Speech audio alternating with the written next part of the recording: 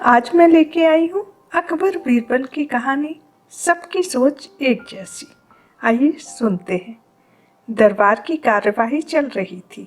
सभी दरबारी एक ऐसे प्रश्न पर विचार कर रहे थे जो राजकाज चलाने की दृष्टि से बेहद अहम न था। सभी एक एक कर अपनी राय दे रहे थे। बादशाह दरबार में बैठे यह महसूस कर रहे थे कि सबकी राय अलग है। तब बादशाह अकबर ने बीरबल से पूछा, क्या तुम बता सकते हो कि लोगों की राय आपस में मिलती क्यों नहीं? सब अलग अलग क्यों सोचते हैं? हमेशा ऐसा नहीं होता बादशाह सलामत, बीरबल बोला। कुछ समस्याएं ऐसी होती हैं जिन पर सभी के विचार समान होते हैं।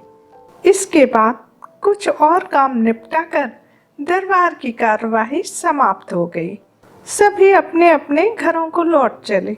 उसी शाम जब बीरबल और बादशाह अकबर बाग में टहल रहे थे तो बादशाह ने फिर वही राग छेड़ दिया और बीरबल से बहस करने लगे। तब बीरबल बाग के ही एक कोने की ओर संकेत करता हुआ बोला, वहाँ उस पेड़ के निकट एक कुआं है, वहाँ चलिए। मैं कोशिश करता हूँ कि आपको समझा सकूं कि जब कोई समस्या जनता से जुड़ी हो तो सभी एक जैसा सोचते हैं। मेरे कहने का मतलब यह है कि बहुत सी ऐसी बातें हैं जिनको लेकर लोगों के विचार एक जैसे होते हैं। बादशाह अकबर ने कुछ देर कुएं की ओर घूरा, फिर बोले, लेकिन मैं कुछ समझा नहीं। तुम्हारे समझाने का ढंग कुछ अजीब सा है।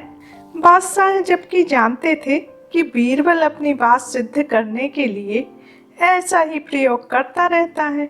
सब समझ जाएंगे हजूर, बीरबल बोला।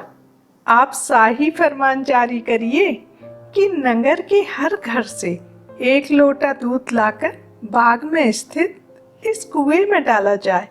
दिन पूर्णमासी का होगा। हमारा नगर बहुत बड़ा है। यदि हर घर से एक लोटा दूध इस कुएं में पड़ेगा तो यह दूध से भर जाएगा। बीरबल की यह बात सुन बादशाह अकबर ठहाका लगाकर हंस पड़े। फिर उन्होंने बीरबल के कहे अनुसार फरमान जारी कर दिया। शहर भर में घोषणा करवा दी गई कि आने वाली पूर्णमासी के दिन हर घर से एक लोटा दूध लाकर शाही बाग के कुएं में डाला जाए। जो ऐसा नहीं करेगा उसे सजा मिलेगी। पूर्णमासी के दिन बाग के बाहर लोगों की कतार लग गई। इस बात का विशेष ध्यान रखा जा रहा था कि हर घर से कोई ना कोई वहां जरूर आए। सभी के हाथों में भरे हुए पात्र दिखाई दे रहे थे। बादशाह अकबर और बीरबल दूर बैठे यह सब देख रहे थे और एक दूसरे को देखकर मुस्कुरा रहे थे। सांझ ढलने से पहले कुएं में दूध डालने का काम पूरा हो गया। हर घर से दूध लाकर कुएं में डाला गया था। जब सभी वहां से चले गए तो बादशाह अकबर व बीरबल ने कुएं के निकट जाकर अंदर झांका। कुआं मुंडेर तक भरा हुआ था, लेकिन यह देख बादशाह अकबर को बेहद हैरानी हुई कि कुएं में दूध नहीं, पानी भरा हुआ था। दूध का तो कहीं नामो निशान तक ना था।